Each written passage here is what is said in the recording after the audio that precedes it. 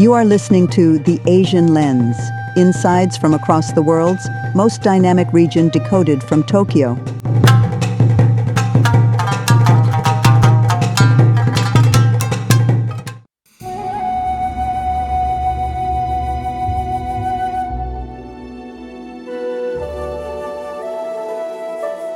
Good evening from Tokyo. This is Dr. Keiko Tanaka reporting for Infobroker World.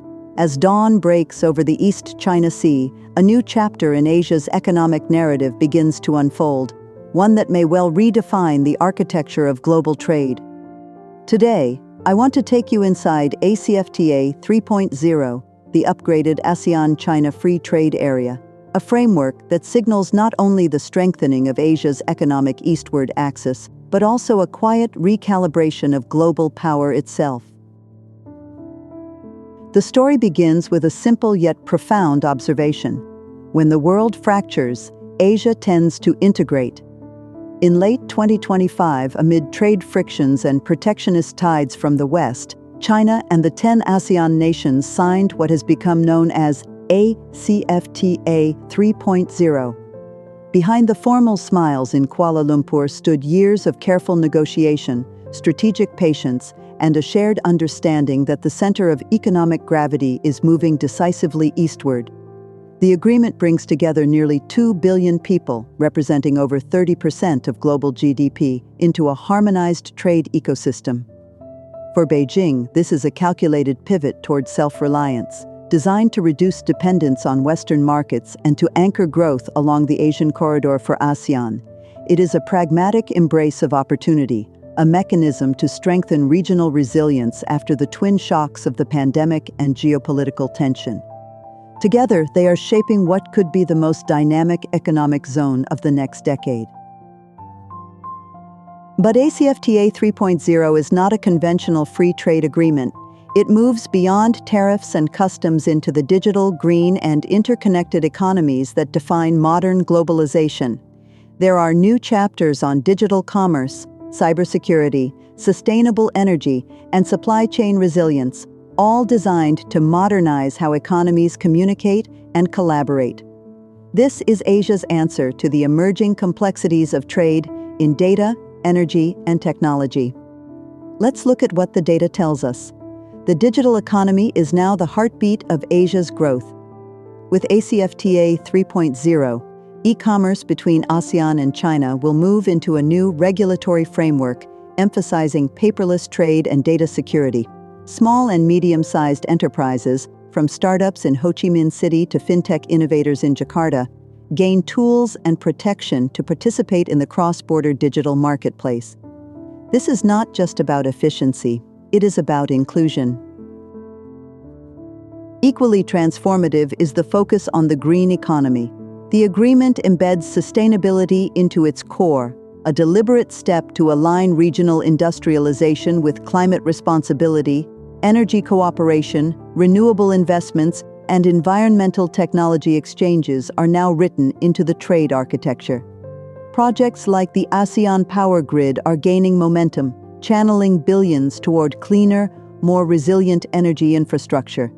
The third pillar, supply chain connectivity, perhaps carries the deepest implications. By reducing tariff and non-tariff barriers, ACFTA 3.0 seeks to reweave the threads of manufacturing, logistics, and technology across borders. From semiconductors in Malaysia to precision machinery in Thailand, industries can now operate within a more transparent, predictable network. The long-term goal is clear: to fortify regional supply chains against external shocks and to ensure that Made in Asia remains a synonym for reliability. For ASEAN nations, the opportunities are substantial. Malaysia sees ACFTA 3.0 as a platform to accelerate its digital green transformation. Vietnam and Indonesia are leveraging it as part of the China Plus One strategy, attracting manufacturers seeking to diversify production away from China while maintaining access to its vast ecosystem. The agreement promises growth, jobs, and deeper integration into global value chains. Yet, it also brings exposure, because not all benefits are distributed evenly. Several ASEAN industries, particularly in steel, textiles, and consumer goods, now face intensified competition from China's state-supported enterprises. Some economies may struggle with growing trade deficits or the erosion of local manufacturing capacity. The challenge will be to balance opportunity with autonomy, integration with independence. From a geopolitical standpoint, ACFTA 3.0 is more than an economic pact. It is a statement. It represents a consolidation of Asia's internal strength at a time when Western alliances appear fragmented. The United States, standing outside the framework, faces clear disadvantages. Higher tariffs and restricted access to this vast market could marginalize American exporters, while erratic trade policies in Washington have eroded ASEAN's confidence in U.S. reliability. Ironically, this vacuum has pushed many companies to deepen their China Plus One strategies, shifting production within Asia rather than reshoring to America. Europe, too, feels the ripple.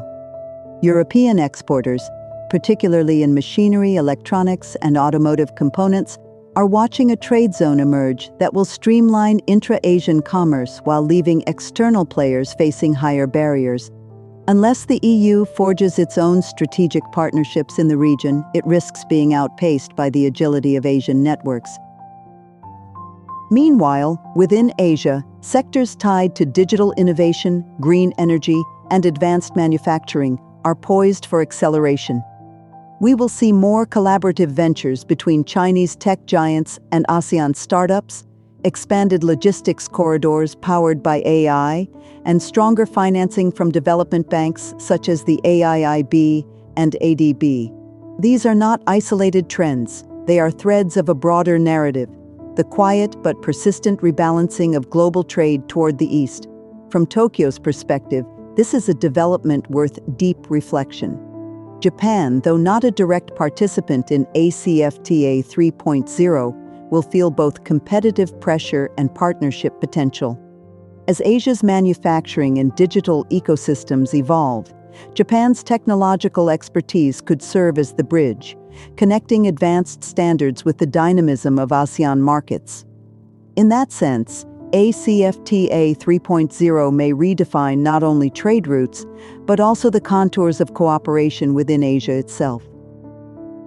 Behind every figure, there is a story of transformation, and ACFTA 3.0 tells one of resilience, how nations facing uncertainty chose integration over isolation. Whether it becomes a sustainable model of shared prosperity or a new hierarchy in disguise will depend on governance, transparency, and trust among its members.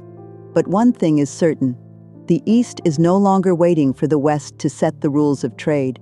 It is writing its own. From the lights of Kuala Lumpur to the data centers of Shenzhen, a new rhythm is emerging, one that pulses with digital confidence, green ambition, and collective pragmatism. As I look out over Tokyo Bay tonight, I'm reminded that economic geography is not drawn on maps but in motion, through policy, innovation, and willpower.